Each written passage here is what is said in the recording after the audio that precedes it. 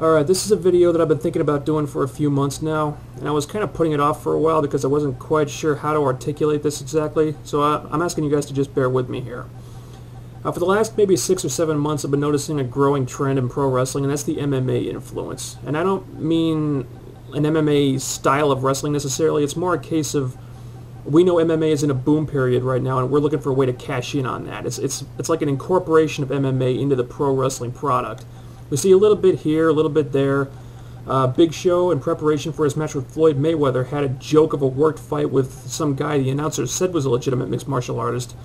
When TNA was punishing Tomko for bailing on a fan interaction event to wrestle in Japan, they took him off TV for a while and said he was injured in an MMA fight overseas.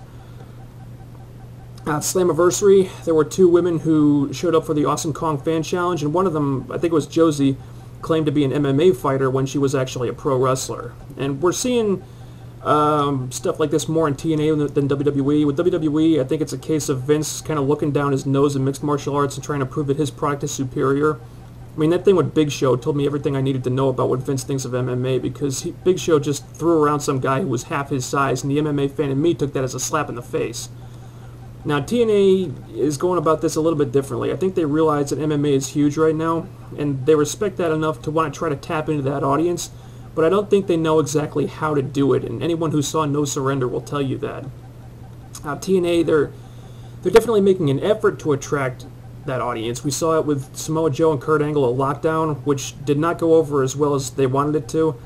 We saw it with AJ Styles and Frank Trigg, which was a train wreck, and another slap in the face to the MMA fans. So clearly TNA wants that audience. The problem is they don't know how to get it without alienating people. I think signing Frank Trigg as a quote-unquote analyst was a great idea, but he should have stayed an analyst. That's what he should have been this whole time. But instead, TNA ruined it when they decided to turn him into a full-fledged character in the storylines, and it didn't work because the MMA fans don't want phony characters, and the pro wrestling fans who do want characters, as well as reasons why those characters exist, started wondering, well, if he's not there to analyze matches anymore, then why the hell is he there at all? You know, at least that's what I took from it. Now, what TNA needs to realize is that MMA and pro wrestling, they do have similarities, and there is some crossover appeal there, but they are 2 very different products. And as we saw with Joe and Angle at Lockdown, if you try to mix one with the other, you got to be very, very smart about it, or something's going to get lost in the translation. Pro wrestling is a combination of athleticism, escapism, entertainment, theatricality, drama, comedy, suspense, and a bunch of other things. Mixed martial arts is a sport, a legitimate sport. And pro wrestling fans, MMA fans like each product for different reasons. There's a fan base for one, a fan base for the other, and you have to find a way to make each fan base happy, or it doesn't work. You can't just go for a literal combination of the 2 products so you get Joe and Angle at Lockdown. And you can't take one and drop it in the other, or you get AJ Styles and Frank Trigg and No Surrender, and people are going to reject it. Now, I don't see TNA giving up on this. I mean, clearly they're doing a lot of experimenting with the idea right now. What they need to do is take certain specific elements of mixed martial arts and incorporate them into the TNA product in such a way that it'll feel organic, that will make sense within a pro wrestling landscape, and most importantly, won't come off like they're just pandering to the MMA fans a la AJ Frank Trigg. And the thing is, I know that TNA can do this, because they've already done 2 things that prove they're capable of doing it. Number 1, the Global Impact Show. One of the reasons why so many people were raving about the Global Impact Show when it first aired was because TNA advertised it as pro wrestling as it had never been presented before, and they delivered. What we saw on this show was the closest, I think, either company has ever come to capturing that MMA feel, you know, that MMA environment within a pro wrestling universe. We saw the TNA stars and the pro wrestling product itself presented in a serious, hyper-realistic way, with just a pinch of theatricality thrown in for effect, and it was awesome. And what impressed me so much was that it really could have passed for a mixed martial arts show. If they had replaced the wrestling matches with MMA fights, but kept the rest of the show, all the backstage stuff and everything exactly the same, it would have totally worked as an MMA product. That's how you get the MMA audience to get interested in pro wrestling. And if the Impact show was more like the Global Impact special every single week, I guarantee you the MMA fans would tune in to see it. Number 2, the rough cut. One of the best things TNA has going for it right now is these rough cut segments. These things are dynamite. And the reason they're so good is the same reason why the Global Impact show is so good, because they take pro wrestling and its characters and put them through a kind of MMA filter while allowing them to keep their own identity.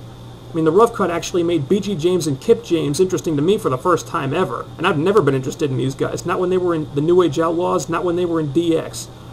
But when TNA did the Rough Cut about them, it showed them in a completely different light. Suddenly they weren't like pro wrestling characters anymore, they were actually real people grappling with real life issues. And I still wasn't looking forward to their match at all because it was going to suck and we all knew it. But the way they were presented in these video packages, I couldn't help but get into their characters in a way that I never had before. Roxy, another great example. Maybe the perfect example, because when she first debuted, she had that weird cartoonish voodoo gimmick. But if you compare the Voodoo Queen character to the woman they just spotlighted in the Rough Cut, there's no question of which person is more compelling. You see, now, instead of some campy wrestler slash voodoo priestess, we see Roxy as a woman with a definite hardcore influence in her wrestling style, and we hear quotes from real people, her trainer, her family, saying that she's this way because of these reasons, and when she gets injured in matches, she pushes through those injuries because that's the way she believes wrestling is supposed to work. And Roxy's been in TNA for over a year now, and I honestly think that Part 3 of her Rough Cut series, when they examined her match at Sacrifice, when she got busted open and you got her head shaved, was the most compelling thing they've ever done with her outside of that match itself.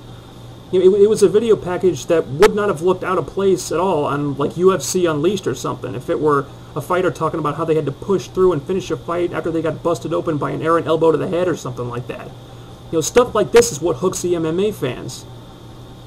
So, to wrap this up, TNA, if you're really serious about attracting the MMA fan base, I'll tell you what you need to do. You need to make broad changes to your entire product, okay? Take a lesson from the Global Impact show, the Rough Cut, professional sports, and reality TV. To start portraying your product in a serious, mature, real-world fashion with a strong emphasis on action, athletic competition, and reality-based gimmicks and stories. If you have an idea for a storyline or a character that could never exist anywhere outside of that sports entertainment envelope, don't do it.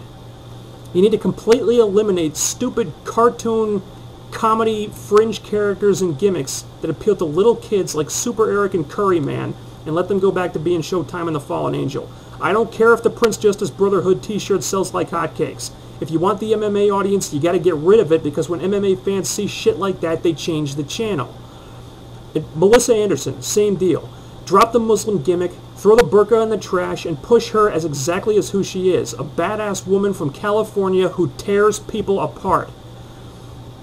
TNA has shown, albeit in small doses, that they can do what it takes to attract the MMA fan base, but if you want to get it on a consistent basis, you got to be really smart about it, and you got to be much more aggressive with the idea. And, anyway, that's all I got to say as far as that goes. Feedback is always appreciated, so let me know what you guys think about this, and I'll talk to you soon. See you later.